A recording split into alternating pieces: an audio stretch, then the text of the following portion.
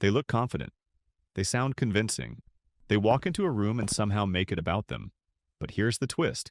What if that confidence is actually fragile?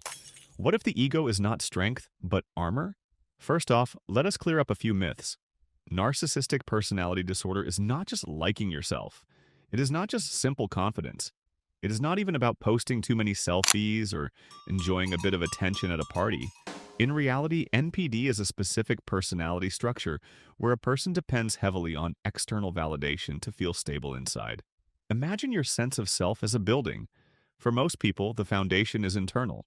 But for someone with NPD, their sense of self is built entirely from praise, admiration, and being seen as special by others. Without that constant stream of positive feedback, they feel empty, threatened, or exposed. You could say that for a person with NPD, their self-worth is rented, not owned. They have to pay the rent every single day with new compliments and new achievements. If the praise stops, the landlord of their ego threatens to evict their entire sense of identity. This creates a high-stakes internal environment where they must constantly seek out narcissistic supply just to stay emotionally afloat. Now, you might be wondering where this comes from. Are people born this way? The answer is no. People are not born narcissists. NPD usually forms early in life as a response to one's environment. There are two common paths that lead to this development. The first path involves excessive praise without emotional safety. Picture a child who is constantly told they are special, superior, or destined for greatness. On the surface, this looks like great parenting, but there is a catch. The child's actual emotions are ignored. They are loved for their specialness or their greatness, but not for who they really are. The second path is the opposite: emotional neglect or humiliation. In this environment, the child learns that being ordinary equals being invisible or unsafe. They feel that unless they are the best or the loudest, they will be ignored or even hurt. Both of these paths teach the child the exact same lesson. Love is conditional. They learn very early that they are valued for performance, not for who they are as a human being. To survive this, the ego grows big to protect a very small, scared inner self. It is a defensive shell, designed to keep a cold world from seeing how vulnerable they truly feel. So, how does this look in daily life? People with NPD often show very specific patterns. They crave admiration and recognition like most of us crave air. They struggle deeply with criticism, even if it is just mild feedback or a helpful suggestion. Because their ego is so fragile, a tiny critique feels like a massive attack. To make themselves feel bigger, they often exaggerate their achievements or their importance. One of the most complex parts of NPD is the lack of emotional empathy. This does not mean they are robots. They often understand emotions intellectually and can even be quite charming Hey there. I'm excited to be here. because they know how to read people. However, they struggle to actually feel what another person is feeling. They also compare themselves constantly to others, always checking to see where they sit in the social hierarchy.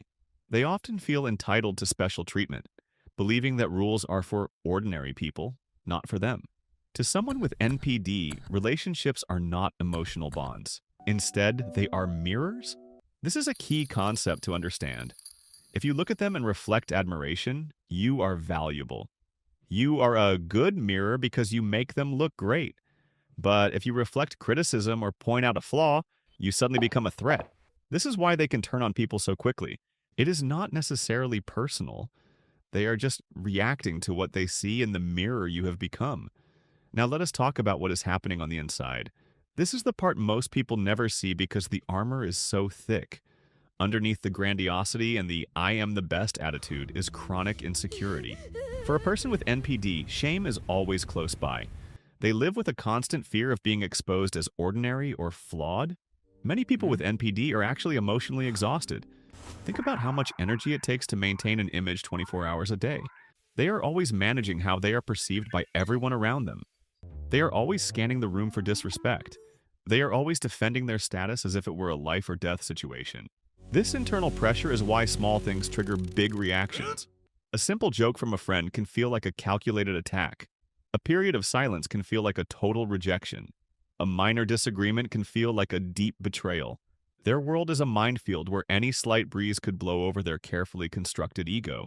Here is where it gets interesting and maybe a little controversial. Some narcissistic traits can actually be adaptive. This means that in certain environments, These qualities can help a person succeed. For example, people with NPD can be highly driven.